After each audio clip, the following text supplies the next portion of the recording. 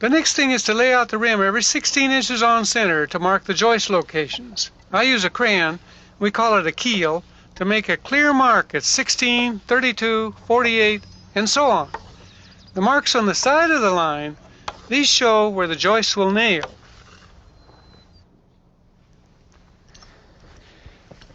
Here on the garage slab, we've set up a model floor in order to illustrate a point.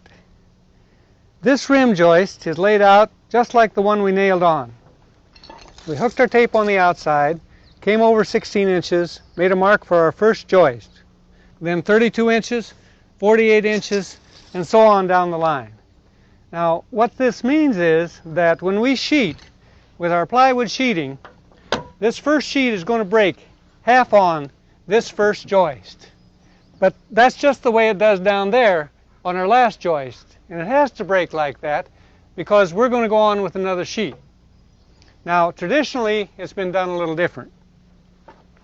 They'd hook their tape on the outside, and they'd come over 15 1/4 inches, make their mark. Then, they'd drive an 8-penny nail in at that point, hook their tape on it, and go 16 inches, 32 inches, 48 inches on down the line. What that means is that this first sheet of plywood will have full bearing on this outside joist. We don't do it that way. It means an extra step.